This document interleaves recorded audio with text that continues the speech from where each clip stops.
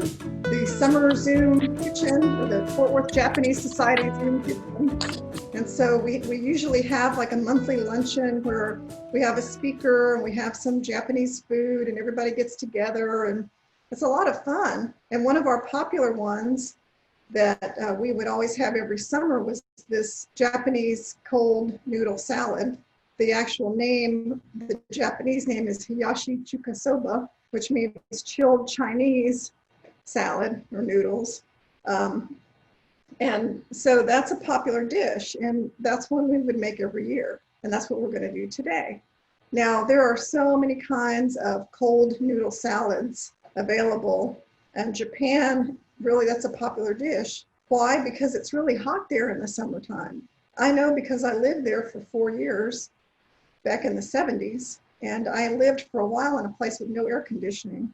And back then, air conditioning wasn't everywhere, so that wasn't that uncommon.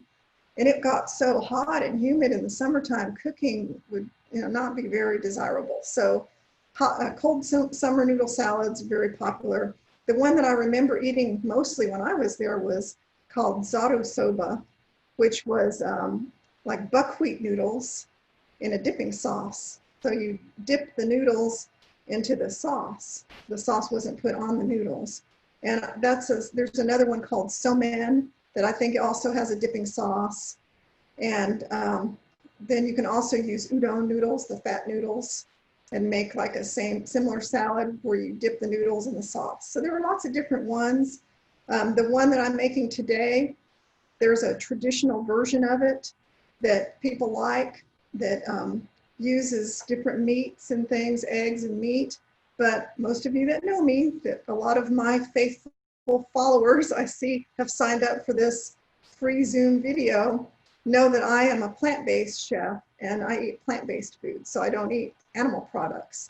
So I made up my own version of the salad, Hiyashi Chuka Soba, and only use plant-based ingredients. So I'm just trying to tell you that make it the way you like it. If there's an ingredient you don't like, just leave it out. So I'm going to start with one of my favorite ingredients, and that is to replace meat. I'm making tofu. So I know that's not a classic ingredient for this dish, but it's perfect for me because it's chewy, it's got a lot of flavor, and it tastes really good with the noodles and with this dressing. So what I did, I kind of got a little head start because we don't have time to make every last thing from scratch. I use an organic tofu. It's an organic extra firm tofu. You can buy it here at Walmart. It's called Nasoya, Nasoya. And I like it because it really tastes good and it's non-GMO, it's gluten-free, it's got all the right things, and it always turns out well. But what I do to press all the water out of it, when you buy tofu, it's packed in water. And when I open this, water is everywhere. It just, it's very liquid. So you have to get all the liquid out. Well, the tofu is still very wet. So in order to dry it out enough to use it, to press it, first what I do is I wrap it in a paper towel, just one piece of paper towel. And then I put the whole thing in a cotton cloth. I have a lot of these. They're just like, whatever, white cotton dish towels. And I have a stack of them that I use for everything. And I just, wrap it in that towel. That way I don't have to use a lot of paper towels. I'm only using this one cotton cloth instead of 25 paper towels, because it will soak through paper towel like you wouldn't believe. And then what I do is I put it through my little homemade tofu press, which is just nothing more than 2 cutting boards and a heavy book. This is a book I don't use much anymore, Bon Appetit Desserts. So it works fine. I just put it in there and there you go.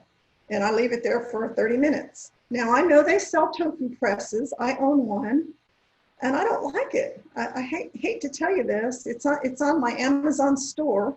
I have an Amazon store if you're interested. But I don't like the tofu press because sometimes it tears the tofu up and you have to mess with it and screw it down and do all the stuff. This is a lot quicker to me. So I just throw my tofu on this little 2 cutting boards wrapped up, and it works perfect every time. It doesn't tear up my tofu. So that's how I'm going to keep doing it. But I know some people swear by the tofu press, so if you like it, keep using it, whatever works for you. So after I've done that, what's happened is the tofu is really, really nice and pressed. It doesn't have any liquid. So if I were to try to squeeze it, which I'm not going to because I don't want to crumble it up, it's not going to have any liquid. So what I'm going to do now is I'm going to cut it into 8 equal pieces. And in order to do that, I cut it in half. I cut each half in half. So that's 4 pieces. And then I cut each of those pieces in half. And that's my very simple way of getting 8 equal pieces. Because I swear to you, if you try to cut it in 8 equal pieces, starting at one end and going to the last, you will end up with uneven pieces. The reason I know that is because I've done it before, and I had a bunch of uneven pieces. So what I'm doing now is I'm putting them all in the Ziploc bag. I'm just laying them down. You could also use a glass dish, some kind of, glass storage container. But I'm using a gallon size bag just because it's very handy right now. And then I'm going to make my marinade. This is a really simple one. I'm calling this one Sesame Ginger Tofu, and I use it in a lot of dishes. In fact, I almost always have this in my freezer. It freezes really well. So I'll make a batch of this and I'll keep it around and use it in my master fried rice recipe, in noodle dishes, toppings to rice bowls, because I eat a lot of brown rice and vegetable bowls topped with a little tofu. So I'm going to put my 4 tablespoons of low sodium soy sauce. It's not really low sodium, I'm sorry to say, but it's reduced. It has less. If you're going to eat something with soy sauce in it, it's going to have sodium. There's no way around it. But full strength soy sauce has a lot more sodium than reduced sodium. This has about not quite half. So it does save you some extra sodium. Okay, then what else is in my marinade? I'm using a tablespoon of tahini. This is a brand of tahini I order from Amazon because I haven't seen it in any stores, but they're probably going to start having it soon. It's called Mighty Sesame Tahini, and I like it because it pours out really well. It comes out without any difficulty. You don't have to open up a jar and mess around with, trying to mix everything up, mix the oils back in. And I don't use oil. Speaking of oil, I don't use oil either in my food. So I use things like tahini instead of oil. So I won't be using sesame oil, but I'll be using something like tahini instead. Now we're going to put in some fresh ginger. So I just have the ginger root. I usually just keep it in the refrigerator, in the drawer, the produce drawer. I don't cover it up. I don't do anything to it, and it works fine. It keeps it really well. But you can freeze it if you don't use it very often. This is my Microplane Grater. I need about a teaspoon. Now, my mother, who is Japanese, she had a special ginger grater. It was a little metal kind of a gadget, and she swore by it because all the stringy part of the ginger would stay at the top, and then all the ginger juice and the tender part of the ginger would go to the bottom. But that thing was sharp. It had like little spikes on it. So if you missed and hit your finger on it, it was going to bleed. I think I still have her ginger grater somewhere, but I use the Microplane Grater myself. So it just kind of goes to the back of it, and then you can slap it to the cutting board and you have your ginger. And it doesn't have any of the woody ginger in it. And that's the problem. If you use a regular grater to grate ginger, chances are you're going to get a bunch of that really woody part of the ginger that's not very digestible, and it doesn't taste very good. So you don't really want that in your marinade because it won't dissolve. Okay, I'm going to take 1 clove of ginger or 1 clove of garlic, and my how to peel garlic secret is very simple. You probably already know it. Just kind of press on it a little bit with your weight, cut one end, and the skin pops right off.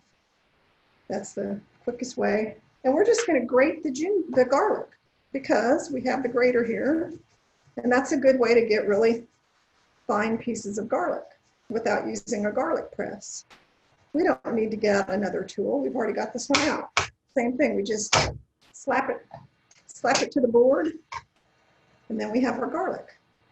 And then I'm gonna wipe my board off so it won't have garlic all over it. Some people told me that they have a separate board, cutting board, just for garlic and onions because they don't want the garlic and onions to get on their food. I can't really understand that because it doesn't bother me.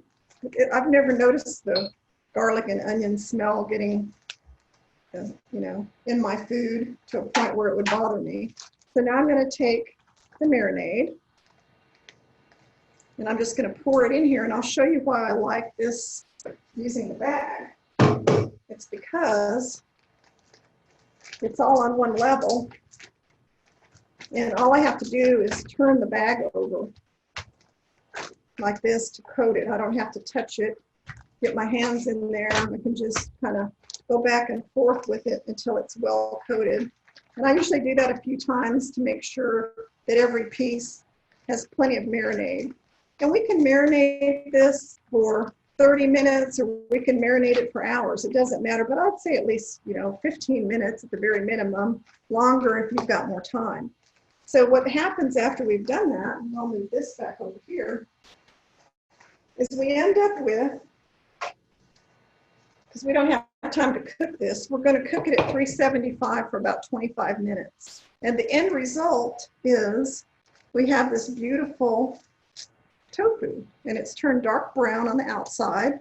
And I actually put a little extra on it. I didn't give you the recipe for this. This is my mother's teriyaki sauce. She used to make it and keep it in the refrigerator all the time, so that's what I do. And I just thought that would be a nice glaze. So after I cooked my tofu, I glazed it with a little teriyaki sauce like that. Because, you know, this is kind of a plain, as far as meats go, the tofu has kind of a plain flavor. Even marinated, you'll see when I cut into it that it's kind of light. So that just added a little extra. So what I do with the tofu is once I've cooked it and cooled it, I'm going to cut it in half. So it becomes 2 pieces, and try not to break it. And you can see it's light on the inside. So it's light on the inside and dark on the outside. But I wanted it thinner because everything we put on our noodle salad, we want it to be very consistent. And this will make it look like thin strips, like the julienne strips that we're putting, that, you know, are our carrots and cucumbers, and everything else is kind of a long, narrow strip. So I wanted the tofu to also have that same appearance and be kind of a long, skinny strip. So that's why I cut the tofu. Remember, I cut it down here, cut it in half. You need a sharp knife, and then I cut it into strips. All right, so keep that in mind when you make your tofu. We want to have strips of tofu. Part of the Japanese cuisine is it's eye appealing. You know, you eat with your eyes, so everything is very particular about how it looks. So we don't just take a bunch of food and, you know, pile it on a plate and say, oh, there's our food. It has to be aesthetically appealing. My father was American. He met my mother after World War II in Tokyo when the American Army occupied Japan. And he was from the South. And he grew up eating things like, you know, biscuits and gravy and grits and ham covered with gravy. And they would put all the food on a plate, cover it with sauce, and then my father would mix it all up. And that used to drive her crazy. She would just, I could just hear her telling him, oh, your plate looks like garbage. Why do you do that? Because she would always, you know, layer everything really nice and make it really look eye appealing. But he didn't care about that. He just wanted to eat it. So I learned a lot when I lived in Japan about, you know, how to make food look good, not just taste good. And also have taken classes, you know, on Japanese cooking myself. All right, so we've got the tofu made. And I'm going to also talk about the salad, the noodles, because that's an important ingredient. You could be working on your noodles while we're doing the rest of this. This is a dish that uses the Chinese ramen noodles. Ramen noodles are Chinese. And they look like this. They're yellow. They're usually, more of a yellow noodle. And I'm going to rinse these again before we use them because just sitting here for a few minutes, they're already kind of getting sticky. But the ones I bought are fresh noodles from H Mart. And they actually even said Hayashi Chuka Soba on the label. However, you can achieve excellent results using dried noodles. So for example, I have a bunch of different ones here on my tray that I'll show you. Because like I said, we don't have to be a slave to a recipe. If we don't have something, we can use other things. So here's a ramen noodle. It's called Hakabaku Organic Ramen, and it's dried. You can use dried ramen noodles. They turn out great. And I found this at Central Market, which is just a local grocery store. Soba noodles are not for Hayashi Chuka Soba. Even though it says soba, they're talking about Chinese noodles. They're not talking about soba noodles, which the traditional soba noodles are made with buckwheat and regular wheat, and they're dark brown. Soba noodles are used for the other one we talked about, the Zato soba. That's where you'll find buckwheat noodles that you put in a dipping sauce. But if all you could find were soba noodles, or you just happen to love soba noodles, you could use soba noodles. Nobody's gonna give you a bad grade if you use soba noodles. I found several different kinds of soba noodles in different stores that I happen to have here. I also saw at one store at Sprouts, they had lo mein noodles, which are kind of like the ramen noodles, but not exactly. And if you had those, you could use those. They wouldn't be my first pick, but I would use those if I couldn't find ramen noodles. Also, I remember my mother, sometimes she would use American noodles for stuff. If we didn't have any Japanese noodles, sometimes we couldn't get to the store. Nothing where we lived was sold at regular stores. She would have to go make a special trip to the Japanese market, which was not that close to our house. So if she couldn't find something, she would just use spaghetti noodles or thin angel hair noodles or something from the regular American grocery store. If you're a person trying to avoid wheat, could you use rice noodles? Yeah, you can use rice noodles. It would be a different dish, but you could use them. So don't be discouraged if you could not find the ramen noodles or the noodles I have. Use whatever noodles you have. It's still going to taste delicious because a lot of this dish gets its flavor from the dressing and from all the wonderful ingredients that we're going to put on it. So those are the different kinds of noodles.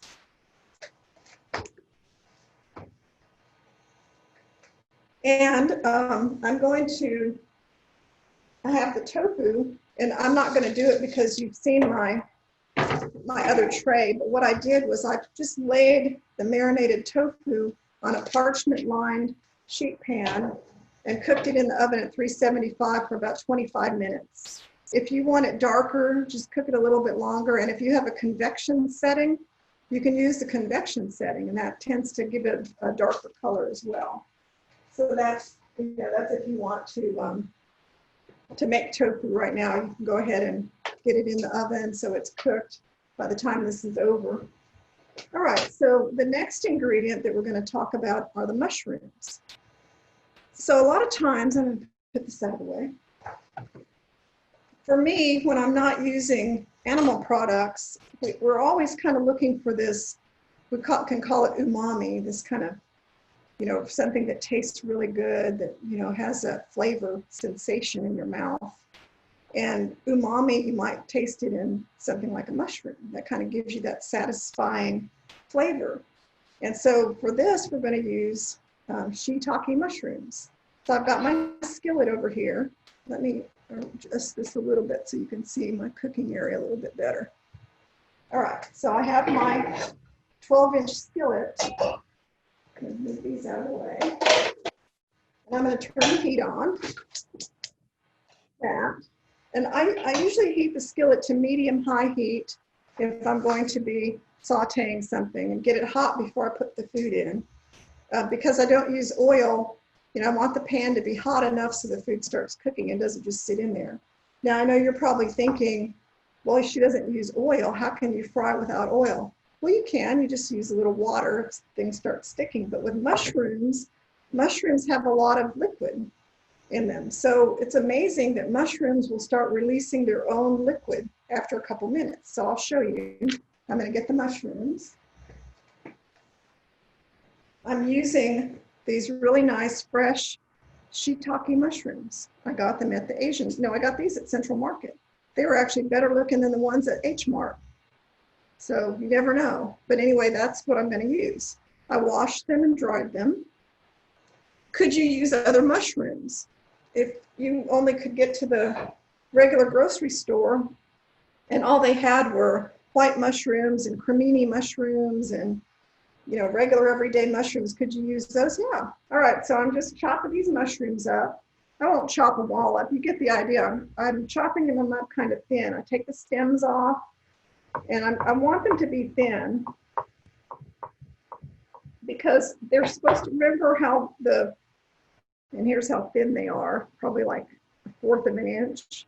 Just remember how we made the tofu really thin, because everything is julienne, which is 1/8 to 1/16 inch thick by 2 inches long. So we want everything to be that same size. We don't want to have some things that are thick, some things that are thin, some things that are round, some things that are square. We want it to be consistent.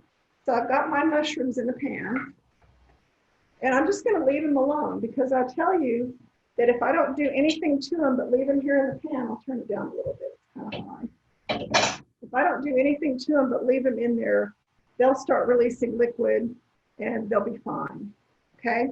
And then once they start releasing a little bit of their liquid, then I'm going to add a couple more things to them. Then I have some water standing by right here. Got my water. So I can, add the water anytime if I need to, but I don't see anything sticking. I see some water releasing, and, it's going to be fine. So that's how we do the mushrooms. If you had white mushrooms or cremini mushrooms, you could do the same thing. Just put the mushrooms in the pan, let them cook in their own, in the heat, in their own kind of released water. So we'll let that go for a minute, and then I always have my water handy that I can add. If you want to use oil, if you're a person who doesn't follow my kind of way of eating, which is whole food, plant-based, no oil, then use whatever you would normally use. But I would ask you to explore the idea of either omitting or reducing your oil to almost nothing, because we really don't need to use lots of oil in our food. It's kind of one of those highly concentrated forms of fat and calories that is not necessary, but most of us have been taught or shown by the TV chefs or other cooking classes or recipes. They start with lugging big amounts of oil in a pan. Not necessary. Okay, then other toppings. So nothing's happening to the mushrooms as I'm talking. They have released a little bit of water, not that much. So I'm going to add a little bit of water so they don't stick, maybe like a tablespoon. And so that kind of gets them cooking. You can kind of see they're just cooking in a tiny bit of liquid. And then I add a little bit of soy sauce, like 2 tablespoons of my low sodium soy sauce and a teaspoon of sugar. And look at your recipe. You can add one thing to the recipe that I did not have on there. I decided when I made it today that it needed a little splash of mirin, which is like a sweet cooking rice wine kind of a thing. And it's in a lot of Japanese food, but it really has a good flavor. And I think that the mushrooms really needed that. It needed a little something extra. So I'm going to put in the 2 tablespoons of soy sauce. Now this would be for 8 ounces of mushrooms. So I don't really have that many mushrooms in here right now, but I'll put the rest of them in later. So you should have 8 ounces of mushrooms. Okay, so I've got my mushrooms. They've got the soy sauce. So I didn't put any sugar in.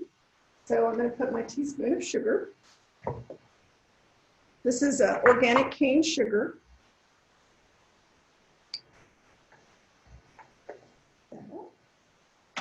And that was it. That's the mushrooms.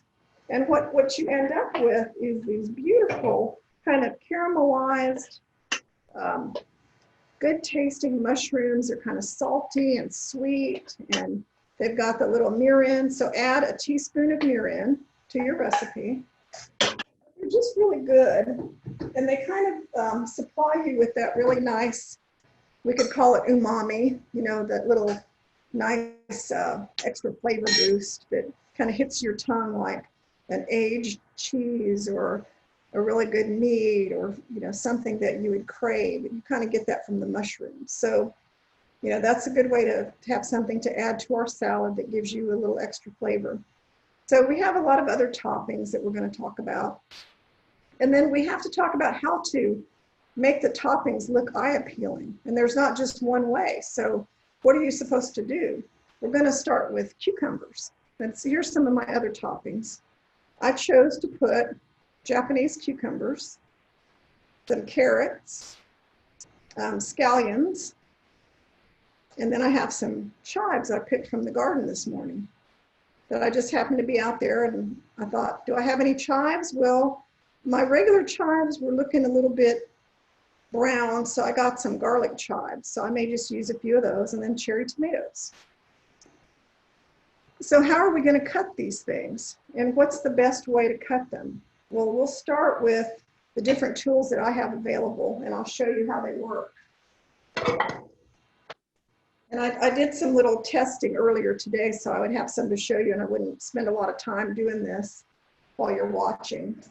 So I'm going to set this down next to me, not on the stove. The stove is still kind of hot. I can also put it on the other burner.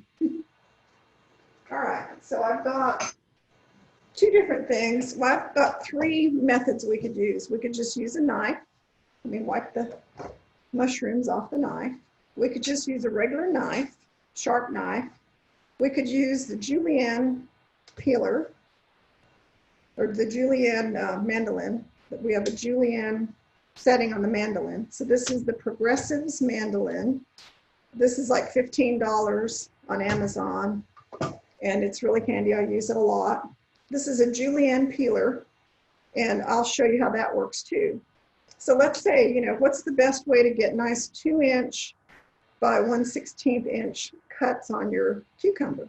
Well, Japanese cucumbers, and I grow these in my garden, and they're very skinny. They're not big. They're not like the big European hothouse cucumbers, or even, you know, regular store cucumbers. They're real skinny. So you're kind of limited in what you can do with them. And you don't have to peel them, because I grow these in my garden. They don't have any wax or any weird things on them. So at first I tried using my Julienne device, which has little grooves in it. And so I tried that, and I said, okay, let's see what that would look like. And that works okay. What you come up with are some nice, they should be Julienne. They're just nice strips. And then you can cut them all to be where they're 2 inches long and, you know, the right size. So, you know, if it were me, because I'm kind of particular about things, I would cut them so they're all even, but you don't have to do that. You could use them just like this. But then another way that we could do it, let's say that we didn't like how that looked, and that looks okay. We could take the mandolin and we could put it on the Julienne setting, put on your cut-resistant glove. I always tell people that in my videos because I've seen people cut their hands. So cut-resistant glove, it's not cut-proof, but it will help. It will kind of stop before you get to that blade. The blade's really sharp. So we can just take the cucumber like this, and we can just go down the Julienne grooves here, and then we get these nice pieces here. But the thing is, they have to be long, so you have to kind of hold it in a way where you get the whole length of the cucumber in there, which isn't that easy to do. But you can see that this actually turned out, I think I like the way they look in the mandolin better than the Julienne Peeler, because in my view, the Julienne Peeler makes the cucumbers almost get a little mushy. It makes them get a little soft. So my preference for cutting the cucumbers was using the mandolin on the Julienne blade, okay? So we'll put those on our plate, and that works pretty good. Now, another option you have is we could put it on the regular slicing blade, and we could, you know, cut some cucumber slices, some big slices like this. Okay, so we could just cut regular slices, and then we could take, I'll leave the glove on because I'm going to use it again. We'll just take a regular knife, and we could just put a stack of cucumber slices and cut it with a knife, okay? And that comes out pretty nice. Then you can have some consistent, pretty slices of cucumber. So if you don't have any of these tools handy and you want to make it really pretty right now, you can just cut your cucumber in slices, like cut a diagonal slice off of your cucumber with a knife, like that, and then just get the ugly part off, and then just cut it with your knife into long 2-inch strips, about 1/4 of an inch wide. So we don't even need a tool. We could cut our cucumbers into strips. All right, so what do we do with the carrots? With the carrots, we can do a number of different things. The carrots that I buy are these organic carrots that still have the tops attached, so they're kind of skinny. They're not great big fat carrots because I found those to be really bitter. So you're kind of limited as to what you can do with these skinny carrots because, you know, there's not a lot of room to do much to them other than, let's say, we could use the Julienne peeler, and we can cut them into the strips with a Julienne peeler, and I'll show you how those look. I usually hold it with a fork, but I don't have a fork handy, so I'm not going to worry about it. But you can see this works really well. I think the Julienne peeler is my favorite thing for carrots because you see they all look very consistent, and we could trim them so they're all the exact same length if you want to be, you know, kind of compulsive about it, but you don't have to. But I think those look really good, so I'm happy with those. Now, if you use there's a Julienne side like we did for the cucumbers, but I found that didn't work very well for the carrots. So it's funny, it worked really great for the cucumbers, but when I did it with the carrots, it tends to just not cut as well. They don't look as nice. They just kind of break up before they get to the right length. So I found the Julienne blade on the mandolin is not good for carrots, but it's good for cucumbers. So I know that might be a little complicated, but use this for the carrots and this for the cucumbers. The next one is scallions, green onions. I've already got some cut up, so we'll look at those. But with the scallions, we're just going to cut the tops off. And we don't need to cut a lot of them off, just a little bit, just, or actually the roots. So we just cut the little bit off, and then we're going to cut them into diagonal pieces. So I'm just going to take my knife, and I'm going to slice them on the diagonal. Now, why am I doing that? I just think it looks prettier on the salad than just little round cuts, okay? If you don't want to do this, you can cut them into little slices, but make them thin. I think they look really nice when they're long pieces, because remember, everything that we put to top our salad is kind of long, skinny pieces. So why not have our scallions also be kind of long, skinny pieces? I just think they look better like that. So they kind of look, there's two stuck together like that. So that's what I would have you do with your scallions. If you get a square piece that doesn't cut, like let's say you have this piece here, it's just kind of a rectangle, well, just cut it into long strips. And see, then they look like all the other things that we're cutting. They're, 2-inch, 1/4 inch thick, Julienne size. So we'll put that over here on our plate of vegetables. All right, and then we also have some cherry tomatoes. This is a great time of year for tomatoes, and my garden is full of cherry tomatoes. Although these didn't come from my garden's kind of in a bit of a lull now. I think it's from the really hot weather. I don't have any tomatoes currently that are ready. I have some that are getting there, but not quite. I'm cutting them in half because nobody wants to bite into a cherry tomato when they're eating something and have the juice squirt out all over the place. Okay, so we're going to talk about corn. You get the corn. Wow, time's going by fast. So what I did was I had some ears of corn. I boiled them after my husband so kindly got all the peels off of them, the husks, and what I can never do right is get the silk out. And he's very good at getting every last bit of the corn silk out. So then once that's out, I just take my really sharp knife and I just have it on my sheet pan here because you need room. And I'm just cutting the corn right off the cob, okay? And you don't want to cut too deep because, you know, the layer under the corn is kind of that, you know, the corn husk, the corn cob, and that's not the best tasting thing. So you don't want to have that. So then I just have a nice pile of corn for my salad. And I broke it up. I've got some on my plate back here, so I'm not going to take the time to break it all up, but I kind of had to break it up because, you know, it will kind of stick together and we don't want big, you know, chunks of corn on our salad. So is it worth it to make fresh corn for this? Yes, because it's summertime. Corn is delicious right now. Fresh corn cut right off the cob tastes a lot better than frozen corn. But if you can't get this, frozen corn will work just fine.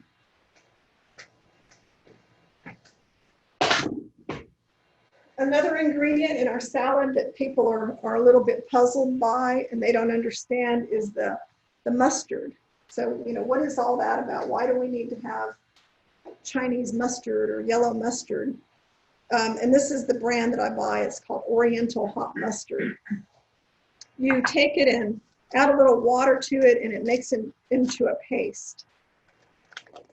So not everybody, and it just looks like that. It's kind of a nice creamy paste, but it's really hot. So don't be, you know, don't think that it's something you can just throw into your mouth and eat it, because sometimes people don't see it on their plate. We've had this happen at the Japanese Society.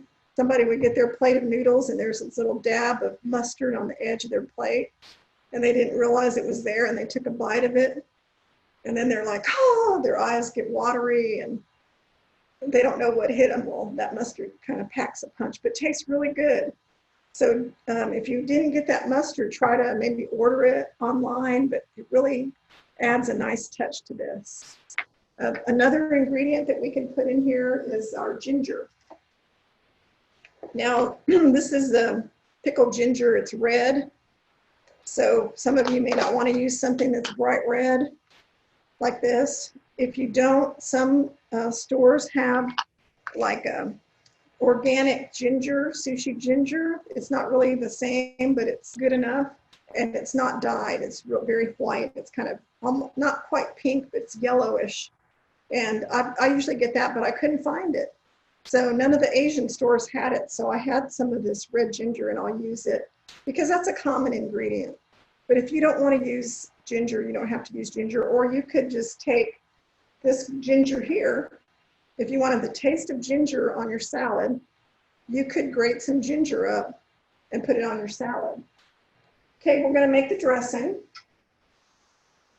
The dressing is a key ingredient in this salad. If you don't have good dressing, you won't have a good salad. And one funny story is in the Fort Worth Japanese Society, I'm going to move this stuff out of the way. It's kind of blocking my way. In the Fort Worth Japanese Society, when we would make this dish, you know, we would prepare all the salads and, you know, get them ready for everybody to eat. And we would put the amount of sauce, give it in a little cup or whatever, and we would give it to all the people. Well, what was always funny is no matter how much dressing we made, the Japanese ladies, the older ones especially, would always, always, always say, I need more sauce. I need more sauce, more dressing, more dressing.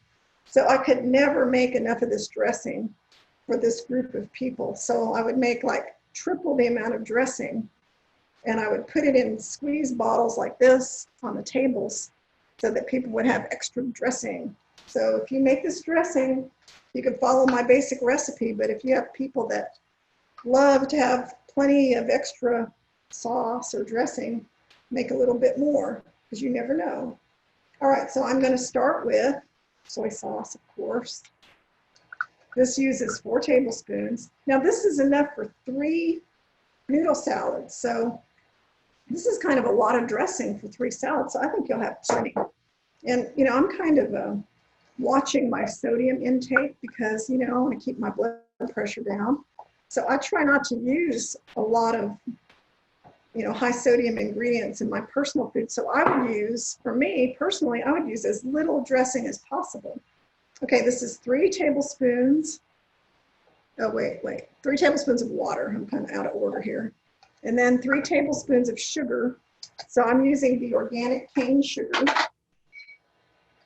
A tablespoon here. I don't like to use refined white sugar in anything anymore. So this is kind of a light brown sugar. Put that back in here. Some rice vinegar. I have 2 kinds to show you that there are different brands out there, but they always have a green cap if it's the right kind. If it has a gold cap, a yellow cap, you know, some other color, that usually means it has other ingredients besides vinegar, like the seasoned rice vinegar is used for sushi, and it will have added salt and sugar, and it usually has an orange cap. So you don't want that. You want the one that has the green cap, whatever brand it is. So I put about 3½ tablespoons of the rice vinegar. In my recipe, it says 3 to 4 tablespoons. We can put some sesame seeds in here. I think I have a tablespoon of sesame seeds. And then instead of using sesame oil, so sesame oil looks like this. I have some from, it expired in September of 2019. That's how long I've had it. It's in the back of my cabinet. I probably would never use it. But remember, since I'm oil-free, I use tahini. So I'm going to put a tablespoon of tahini in my dressing. And tahini is made from sesame seeds. So it tastes a lot like sesame oil. But it's just, you know, kind of crushed up sesame seeds. That's what I use. Feel free to use sesame oil if you use oil. And then we're going to put some grated ginger in here, just a little bit. It has 1/4 teaspoon of grated ginger. Now that's not very much. So, you know, in the past, sometimes I would say, oh, I like ginger. I'm going to add more ginger to my dressing. And then I would add a bunch of ginger to the dressing. And then it would be overpowering and it would taste like nothing but ginger. And I would be really sad that I wrecked my dressing by adding way too much ginger. So trust me when I tell you it's a very small amount of ginger, because we don't want ginger to overpower the dressing. And I'm just going to shake it up. Now how simple is that? Okay, so we have our dressing.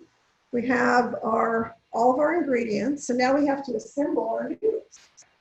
Okay, so I told you before, I've got the noodles here. I'm going to put my dressing over here. And I'm going to run my noodles under some cold water, because once they're done, they start sticking together. Now you could soak them in ice water, but I don't like to soak anything in water, so I don't do that. I'm just going to rinse them with a little water. And just a quick rinse in water makes them perfect again, okay? So before we put them on our plate, we want to get all the water out of them, because if we put watery noodles on our salad plate, then everything will get watered down, right? That makes perfect sense. We don't want to have, you know, watery dressing, do we? And I have my plate. So how you make hiyashi chuka soba, or these cold noodle salads, is you plate them individually. So I'm going to make, this is 1 serving. This was one of those little pouches of noodles. So I'm going to put that on my plate. But if I were making this for 3 people, I would take the rest of my noodles, because remember I have more noodles here, and I would set them out on all the different plates. But I'm only going to make 1 plate, or 1 type of thing. And then I also have what we showed you. I have my nice pieces of cucumber, carrots, cherry tomatoes, and the scallions. So now I have to arrange all these things on top of the noodles. So you spread the noodles out. I'm using my hands, but you know, if you're making this for other people, you could use gloves. And I'm gonna make a section with the tofu.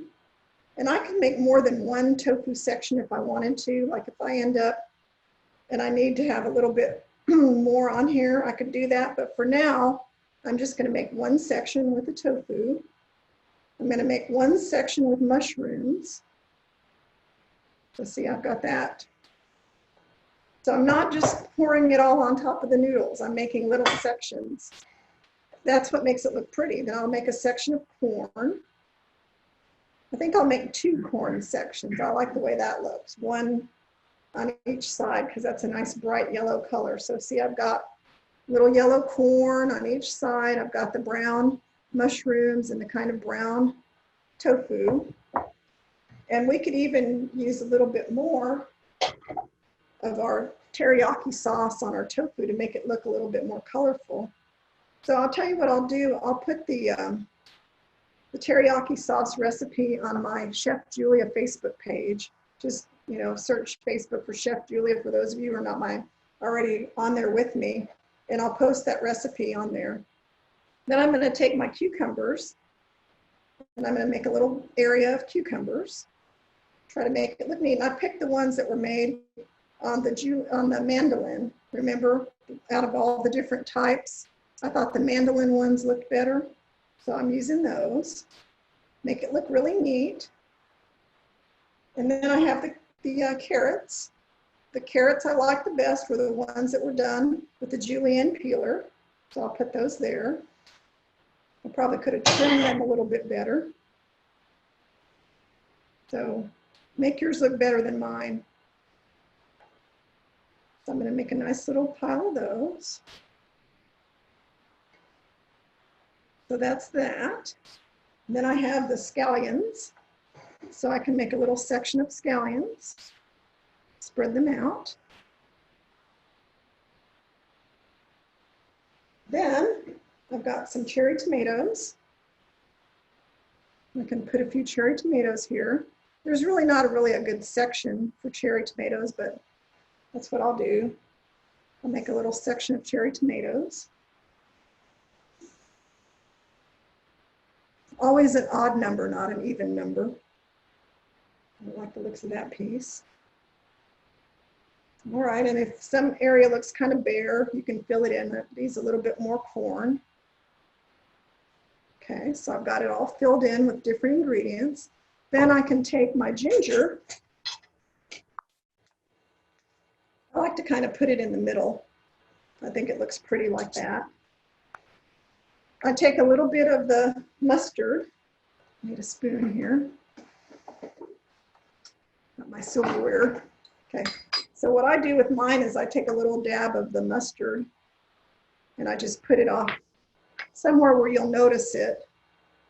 I know it's there, so it's not a big deal for me. I know the mustard's right there. And then, not everybody does this, but if you wanted to, I always have a lot of seaweed around, and I like seaweed on stuff, so I would be willing to put a little bit of the shredded seaweed on top. But I won't put it on there, but I'm just telling you that if you weren't watching me, I would put the seaweed on it. So if you like seaweed, put it on there because it has a lot of nutrients. And remember, like I said, recipe is a guideline. So if there's something you like, put it on there. Oh, and sesame seeds. So we can top it with a little sesame seeds. Get the kind that sprinkles, because that looks good and that tastes good. Not everybody likes sesame seeds, but I like them. They sell a couple different kinds. These are already roasted and they're kind of brown, but then you can also get these real pale ones.